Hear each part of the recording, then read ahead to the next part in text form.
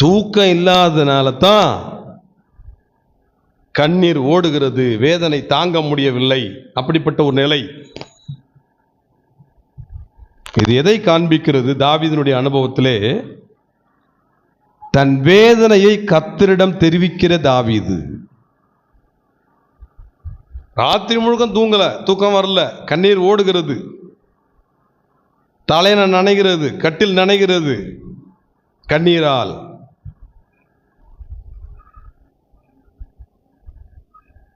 பொதுவாக என்ன செய்வாங்க அப்படி இருந்தாக்க? நான் படுற வேதனையில தூங்காம இருக்கும், அவங்களோட தூக்கமா ஒப்பாரி வச்சு எல்லாரும் எழுப்பி விட்டுருவாங்க. நான் சிறு பிள்ளையாக இருக்கும்போது பார்த்துருக்கேன். சில இடங்கள்ல விடிய விடிய ஒப்பாரி வைப்பாங்க. ஏதோ பிரச்சனை, அந்த ஒப்பாரினா ஊர்ல யாரும் தூங்கவும் முடியாது. அந்த மாதிரி தானும் தூங்காம அடுத்தவர்களும் தூங்காம பண்ணிடுறது. தாவீது பாருங்க, கர்த்தர்ட்ட சொல்றாரு, என் பெருமூச்சினால் இளைத்து போனேன் ஐயா, ராத்திரி முழுக்க நான் தூங்கலைங்க ஐயா, கண்ணீர் தான். கர்த்தரிடம் தெரிவிக்க வேண்டும், மனிதரிடம் தெரிவிப்பதல்ல.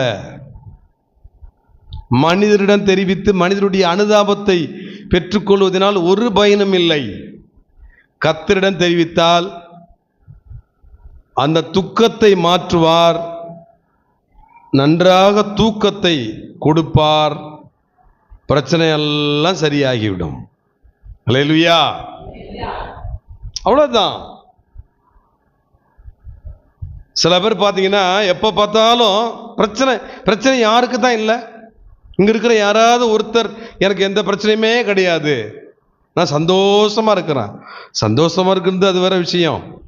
எவ்வளோ பிரச்சனை இருந்தாலும் அதெல்லாம் தூக்கி போட்டு கர்த்தருக்குள்ளே சந்தோஷமாக இருப்பாங்க. நான் அதை கேட்கல. எனக்கு எந்த பிரச்சனையுமே கிடையாதுங்க. யாராவது ஒருத்தர் கை தூக்குங்க. யாரை கேட்டாலுமே இல்லைன்னு சொல்ல முடியாது. பிரச்சனை இல்லாத ஆட்கள் உலகத்தில் யாருமே கிடையாது. எல்லாருக்குமே பிரச்சனை இருக்கிறது. அந்த பிரச்சனைக்கு தீர்வு கர்த்தர் தான் என்பதை அறிந்தவர்கள், தெரிந்தவர்கள் அதை கர்த்தரிடம் என்ன செய்வாங்க? தெரிவிப்பார்கள்.